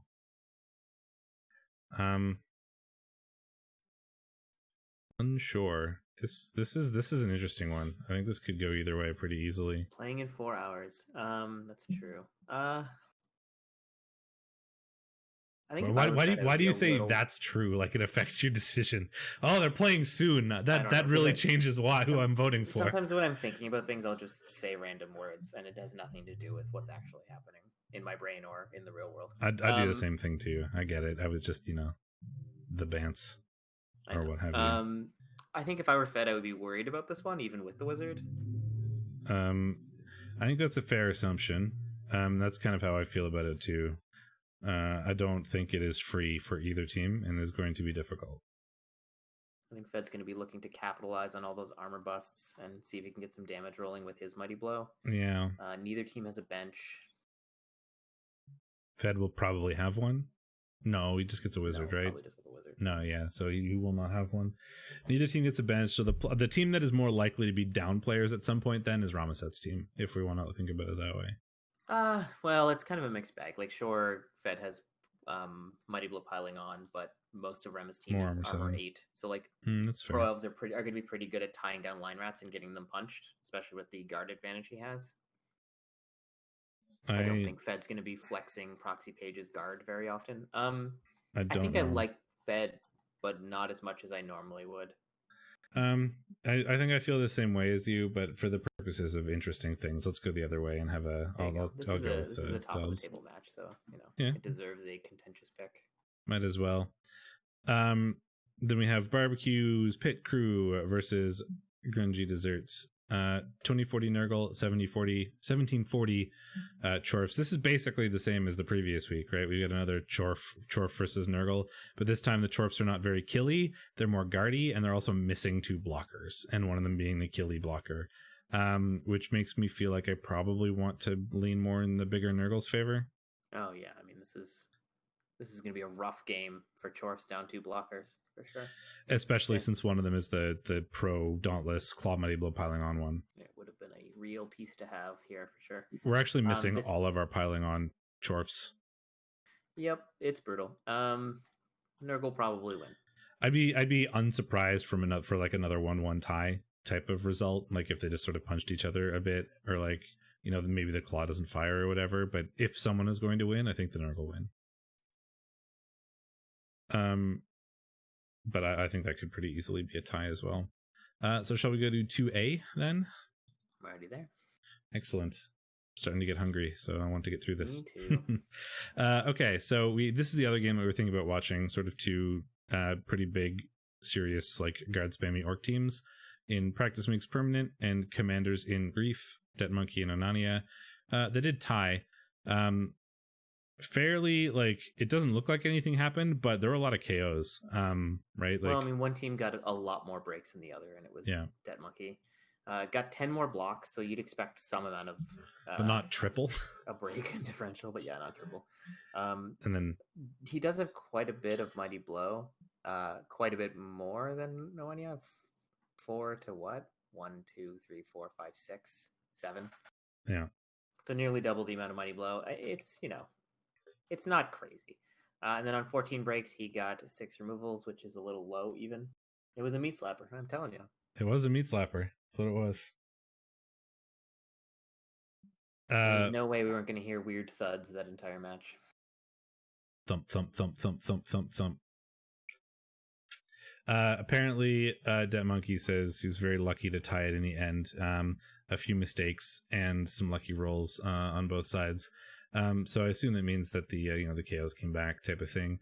So close game, 1-1. Maybe probably would have been worth watching as well if we were going to like sort of analyze things.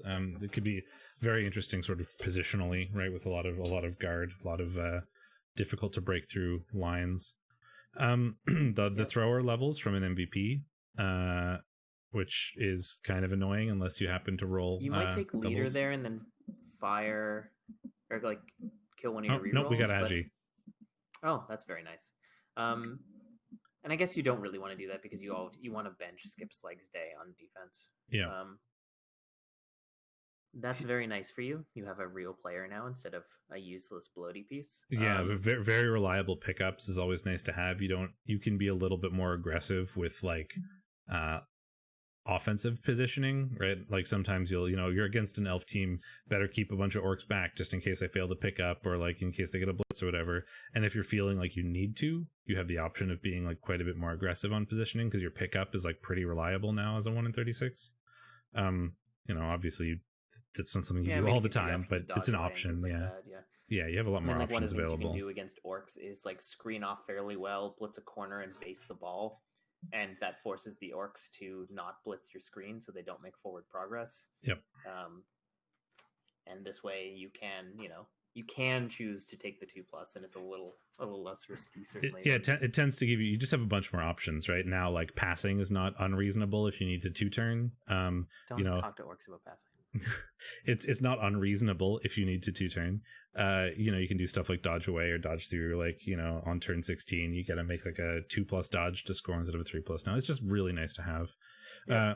And I really love John Fodder Kennedy. I love orc linos that become stars. Like this is a movement 7 or movement 6. It's just like a classic thing, right? It seems to happen all the time with orcs. You get this like star player orc lino who becomes like a fake blitzer or whatever. I mean, he's a fake blitzer with an agi up and a double for dodge. And Jimmy Farter II has leveled up for Commanders in Grief as well. That's nice. You probably take block or wrestle just to have him as a line orc because that's what his duty is going to be. Pretty much. It is dirty player. So I don't like the double dirty player on orcs. I don't understand it. You have to put so many of these on the LOS.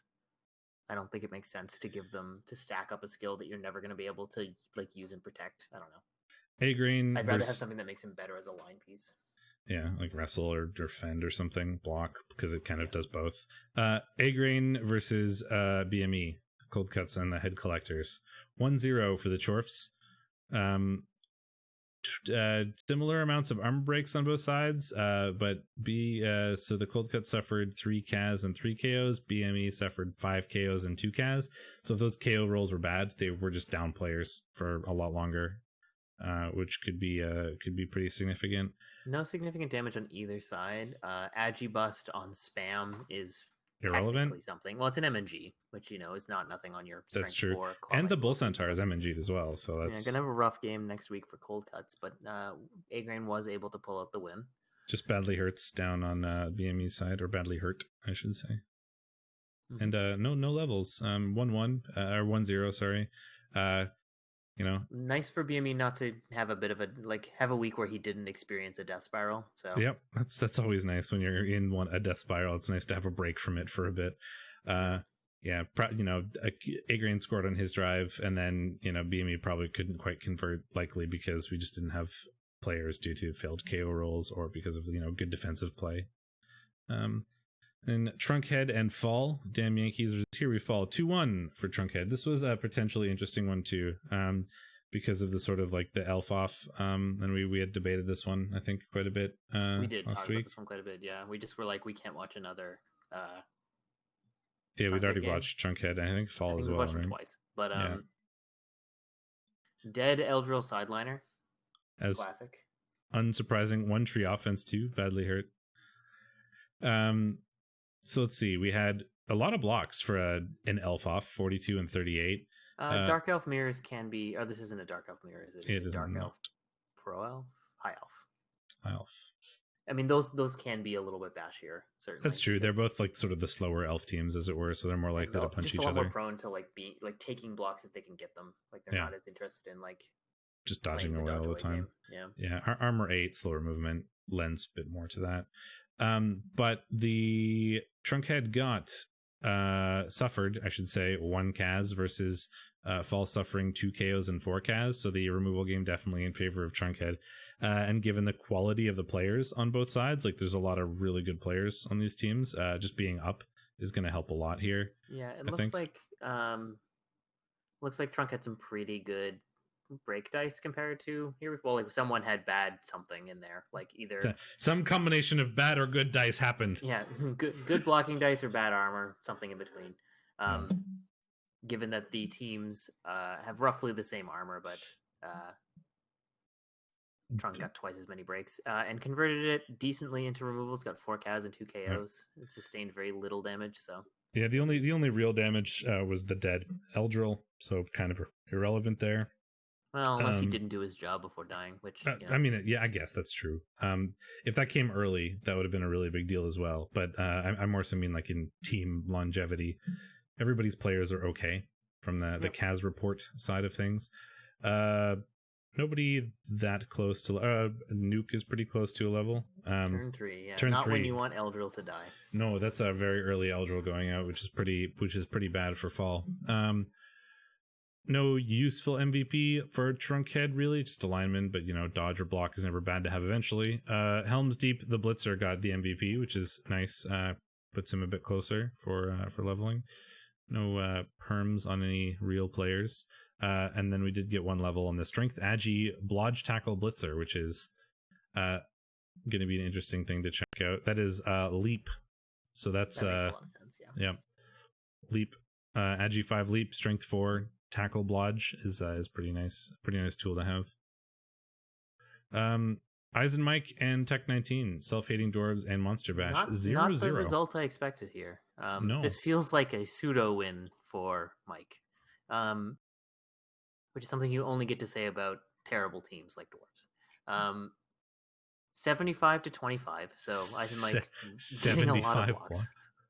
And getting punched a good amount in return. Getting more breaks, you'd expect that. Sure, the Wolves have claw, but you don't get to hit them with them super often. And tripwire ending. Tripwire ending. So this should have been a 1-0. Who was tripwiring?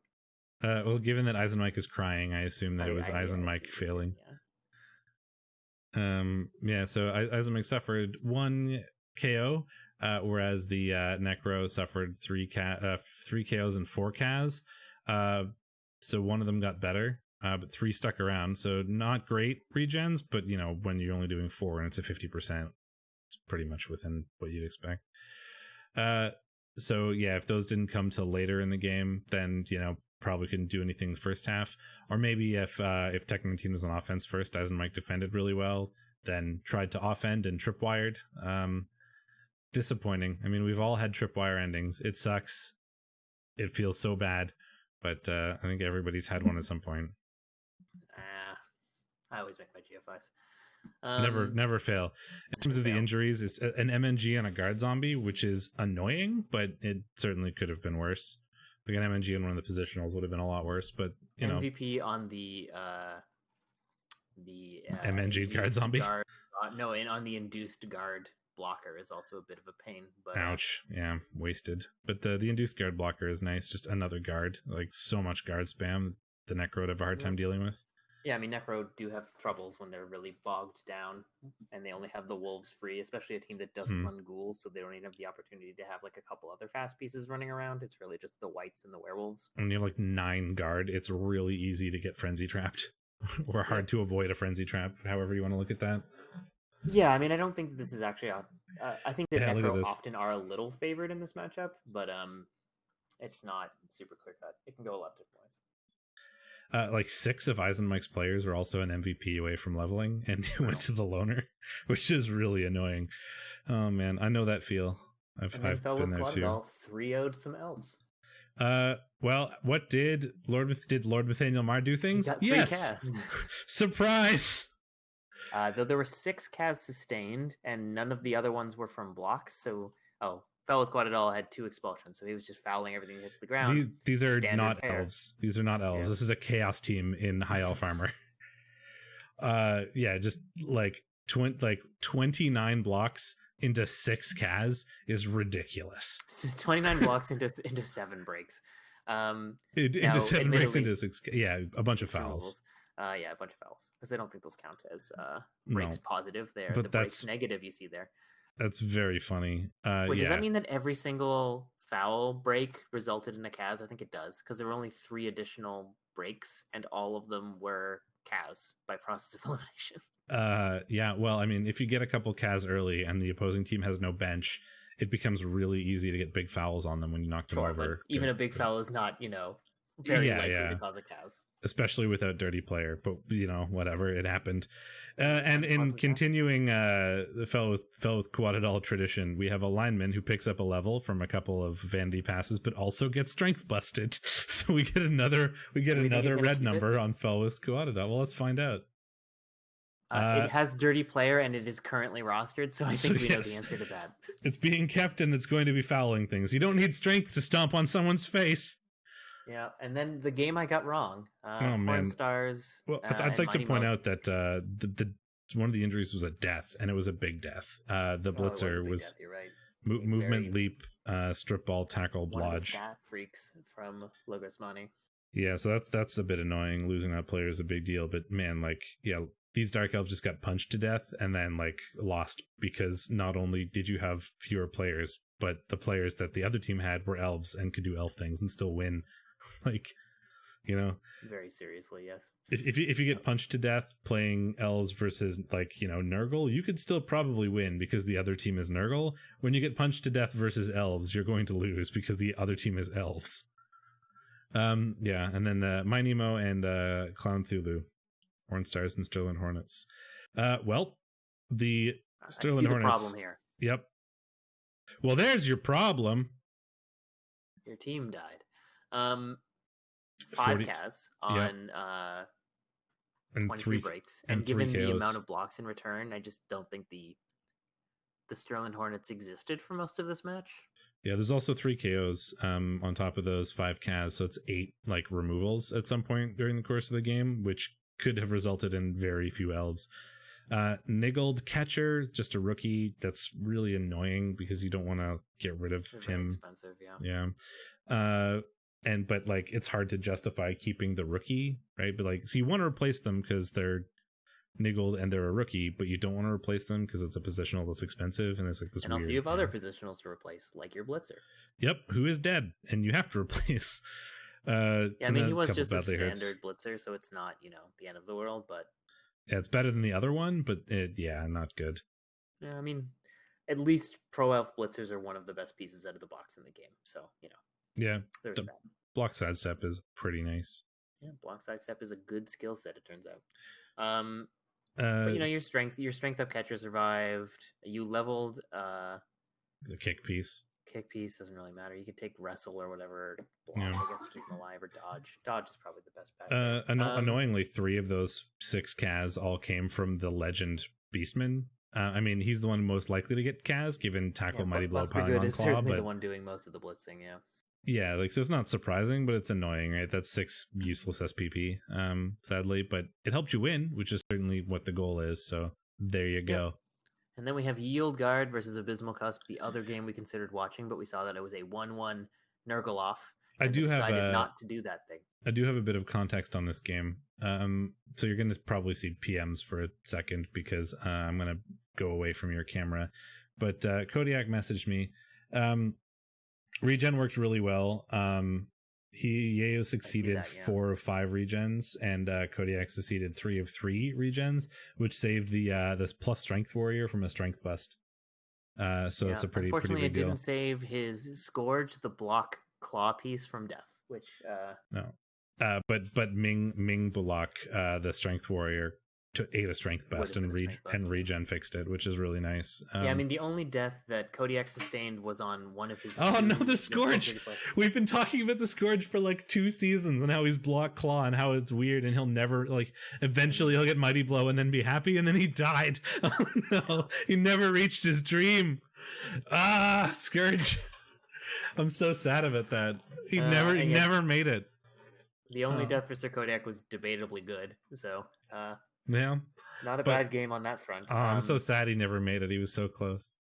Abysmal Cusp outblocking Yield Guard pretty significantly. Close-ish on breaks, slightly favoring Abysmal Cusp, not as much as you would expect. Breaks sustained so much higher for both teams. 3 extra breaks and 5 fouls. Extra breaks. Or failed dodges or whatever. Probably fouls more than failed dodges, given that only one-sided dirty player, actually. Could have been some failed dodges and things like that. And yeah, a good amount of damage on both sides. 8 removals for Yield Guard, 8 removals for Abysmal Cusp, sustained even higher, probably because of fouls. But yeah, regen was a thing. So the teams were only able to 1-1 tie each other. Well, yeah, if there's a bunch of injuries happening and regen is working, on offense, you beat the other team up, you score, all their players come back because they regen, and then they do the same thing to you, and then you 1-1 tie. Like, welcome to Nurgle offs. The Rotter who got MVP is also MNG'd, which is it doesn't matter, but MNG Rotter. Two rookie Nurgle warriors is a bit awkward for sure. But I know the feeling, but MVP on a Rotter sucks. If you ever start to relate to Ben's team, it's time to stop playing that Nurgle team. One of the Kaz and the MVP went to the Legend Killer Pestigore, so that's 7 wasted SPP, sadly. But we did get 5 on Exploding Social Rupture, which is getting us closer to another level, which is good. Nobody close to Legend anywhere, which would be pretty, nothing terribly exciting there. No. Okay, so then Let's look at the leaderboard. Yes, thanks for reminding me. Not for Science and Debt Monkey tied in first with identical records, but Not for Science winning on a 6 TDD to Debt Monkey's 4. And then we have 12 points, 1 point behind. We have A Grain and Trunkhead. Trunkhead rocking the 0 TDD, so in fourth place. Bag. Yeah, but it's funny. It's for 4 wins, 2 losses, 0 TDD. His losses so like have been hard, yeah. Yeah, big losses, and his wins have been marginal. A Grain still undefeated, the only undefeated person in the division. Yeah, just a lot of ties though. Yeah, that'll do it. Which is keeping him in third. But down to what Yeo is, 1 win away from being in playoffs, right? The 9-12. Yeah, I think the top 6 in this division are very much like in hot contention for the playoff spots. Yeah, and 7, it's not out of the realm of imagination for the next couple folks either. But. Yeah, 7 and 8 are still in the game, I think, and we're definitely not in like mathematical impossibility territory for like the rest of the coaches, but it's probably fairly unlikely at this point. Yeah, you're talking like chain losses from your opponents and chain wins from you. So. Yeah, but I'd say all the way down to Sir Kodiak and still have pretty reasonable chances of making it depending on what happens. Okay, so week 7 we have Onania versus Not for Science. So can Not for Science beat orcs to death like he can beat elves to death? I really hope the answer is no. Otherwise I've lost all faith. I do not want to become famous or buy followers. Thank you. Oh, but I liked all the strange accents they use to get around weird word filters. Yeah. So we have 2040 orcs, 1650 elves. The elves are missing their thrower, and they're missing that strength busted dirty player lineman. So like the only sort of unfair players they have that are non-standard elves would be Lord Nathaniel Marr, who's less useful here. Well, I mean, he really should, and I think I said this last game, but he didn't do it either. He should fire George W. Push. I know it's hard to give up a Black Orc, but that's not a Black Orc. Like the Strength 3, Movement 3, Block Guard, Mighty Blow piece is not worth 140k, I feel. I'd have a hard time arguing that as well. I mean, it's better than it was in the last matchup, I think. Having an extra Mighty Blow to punch elves with is nice, but I think you've really got to cut that cord at some point. Well, especially since now it's inducements matter. Like I would do the calculations and figure out what inducements you'd think your opponent is going to get and if that's worth having. Because right now the elves are, I mean, it's a lot still. It's 400 or 390. So like if you cut him, that's quite a bit that you're chopping off the inducement game from the elves. Yeah. In this sort of a game, there's only one tackle Mighty Blow, which is nice. He's only got to really worry about F Death Roller Roosevelt. Abra Slam Lincoln is pretty relevant. D in FDR stands for Death Roller. Dwight D, and what about Dwight D Eisenhower? Also Death Roller. Could be. Abra Slam Lincoln is also not irrelevant with Frenzy, like sort of fake tackle. Strength 4 Frenzy, stand firm. Is useful against the elves as well. Yeah, I think I will still take Not for Science here, though. I think with the inducements, he can do it. The inducements are a thing. It depends so much on the inducements here. Well, I'll take the orcs and we'll be contentious. But I think I agree with you in that the inducements are good. But if we can minimize those inducements, the elves are going to have a hard time doing things to the orcs. And we have Chaos versus Dwarves. Neither team really gets any inducements to speak of. Ice and Mike can scum 10k for a Babe, which is not trivial, but you don't get a lot of KOs when you're playing Dwarves. I'd spend 10k for a Babe even as Dwarves. Yeah. It's only 10k. It's only 10k. A lot of Mighty Blow and Guard for the Dwarves, of course. 12 players. They are going to be getting Claw Palmed, so... there is one Palm. But it's Movement 5 Agi 2. The Agi is irrelevant, but the Movement 5 is not irrelevant. It's not irrelevant because you can end up basting them sometimes, but... One, two, three, four guards. So here's the thing, right? How a chaos team loses, like a claw team sort of loses to a dwarf or orc team, for example, is like the guard and the bullying, right? Like if you just don't give them blocks, then they can't do anything with that claw mighty blow. Harder to do as dwarves than it is as orcs. Simply I agree. Because higher strength. That's that's exactly what I was going to say next. So I'm glad you did it.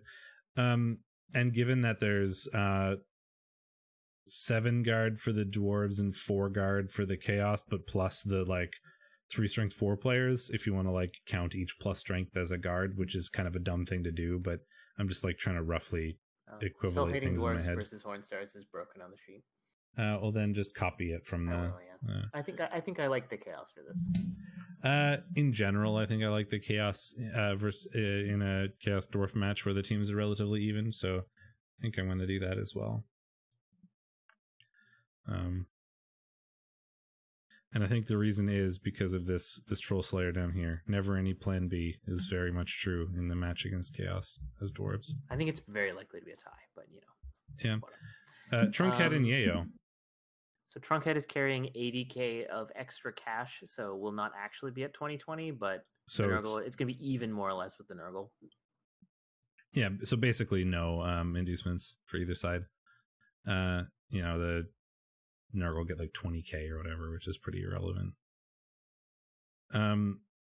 Two guard, the plus movement, 2 agi 5 are the things to pay attention to in the matchup against Nurgle, right? How much guard do they have? How much agi? How much movement? Are sort of what you care about. There's also the dodge aspect. Any tackle for Yayo. Ook. 1, 2, so 3 tackle is pretty significant. The Cosmic is a monster of a piece in this matchup. Block, Frenzy, Mighty Blow, Claw, Tackle, Juggernaut. And Depression, having 2 Tackle, Mighty Blow, Claw pieces is really nice because you can be aggressive with one of them and then the other one can be a safety in case the elves like do run bys or whatever, or try to run by you. So you can be really aggressive with trying to get removals and still be safe, which is really nice. Or at least like safer than you would be if you did just aggressive pushing. 4 guard is the only downside there, I think. Like the 2 rookie Nurgle warriors is a bit sad. I already picked an answer, that's why I walked away. That's fair. Well,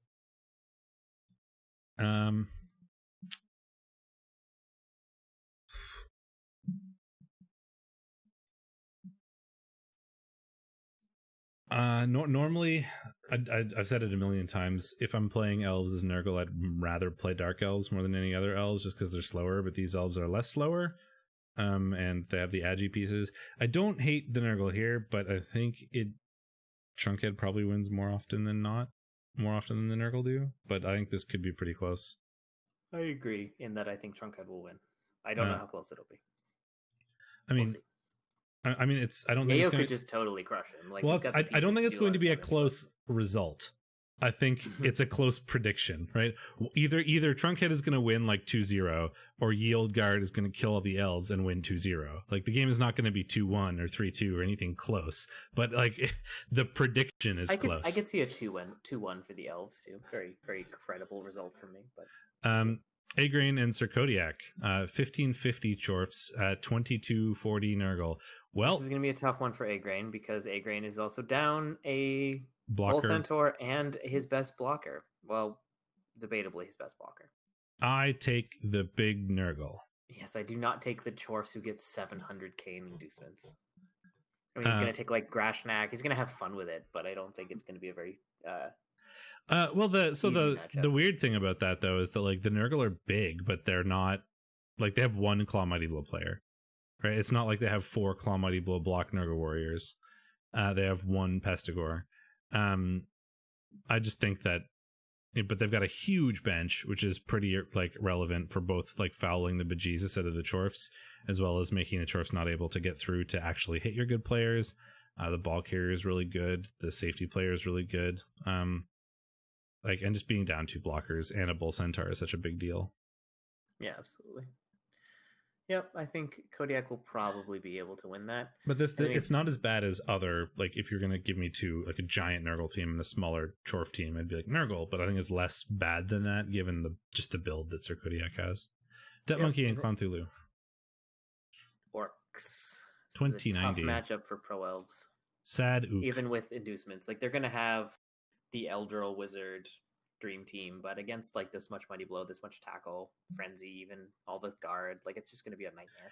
Yeah, so there's a couple nice pieces that matter. The strength 4 catcher and like the stacked skill blitzer. The problem is that the strength blitzer, he's armor 6 and niggled, and the stacked skill blitzer is also niggled, and there's a whole bunch of tackle and Mighty Blow and guard and like player. Yeah. So it's going to be really difficult to keep those players on the field. Like if they stay on the field, they have a chance, but it's going to be so hard to keep them there and make them relevant against this Orc team. So I'm pretty solidly, I think, in the Orc favored camp here. What with all that guard, Mighty Blow, tackle, sure hands, agi. Rebel.net just broke on me. Okay, there we go. That's fun. Mine's fine. And then we have BME versus Fragile and Limp, Logos Money.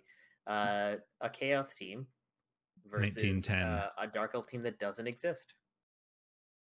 The good news about only having one tackle, I guess, is that half of your opponent's dodge players are MNG'd. Yeah. I mean, so we have the Blitzer. The Movement 9 Agi 5 Blitzer is not MNG'd, which is kind of the biggest deal. Like, if you're going to have one of these pieces against Chaos, that's the one you want. Yeah, for sure. So that's nice, and we do get a bunch of inducements, 400k. So we can do like the wizard game. But I think that's less effective on Dark Elves than it is on like Pro Elves or Wood Elves or High Elves. Bit better. Well, I mean, I think it's not bad. It's fine here. Like the wizard's going to do work potentially. It's just a matter if you can survive long enough for that to matter. I mean, yeah. I mean, I just think like if this was a 1500 Wood Elf team versus the Chaos, you'd be like, oh, Wood Elves. The fact that it's a 1500 Dark Elf team makes there be a debate, or at least more consideration. Yeah, I'll give this one to BME, like a soft BME. That's what I was going to do as well. So I'll stop doing opposite things. Here We Fall and Monster Bash. Fall and Tech 19 or 1690 High Elves versus 1760 Necro. Necro generally pretty good against elves. They are, yeah. This is Fall. This is going to decide kind of which of these two has a better shot. Like if Tech 19 wins this, he stays in playoff contention, and Fall needs to win it to be considered in like future rounds for playoff contention. He's not going to get back into it this time, but if he loses here or ties here, I think his season is over in terms of making the playoffs. Yeah.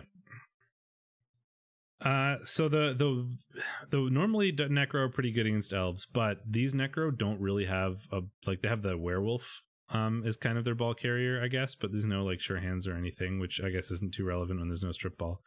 But there's the like leap agi strength tackle blodge blitzer who's really nice here.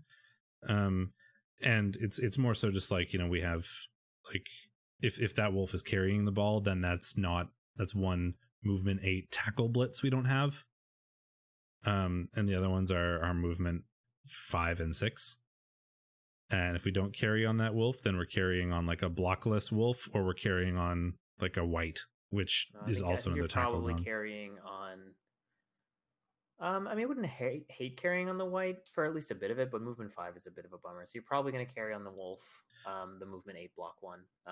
Which means that you have a lot fewer options for tackle blitzes. Yeah, but I mean, the way Necro shine in this matchup is not on offense. Like, sure, the ability to score reasonably quickly is nice, and they can still do that. They can still 2-turn incredibly reliably with 2 movement 8 agi 4 pieces. But it's the defense really that's really where they really shine. Man, I can't get words out today. I think that's a fair assessment. Having a bunch of movement 8 frenzy tackle pieces around means that your opponent can't really move the ball up into any blitzing range without, incurring a significant amount of risk of turning over. You've convinced me. I will take Tech 19. I'm getting pinged. Oh, I see.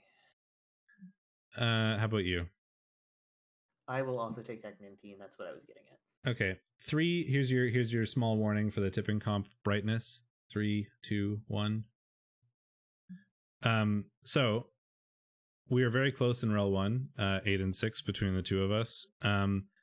BME still winning with 10, but we're catching up in REL 1.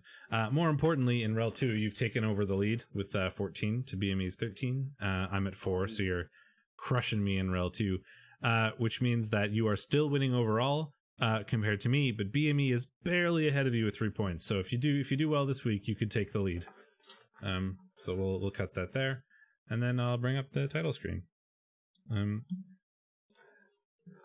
It's half an hour to scarf down food before roleplay games start. Thanks everybody for hanging out.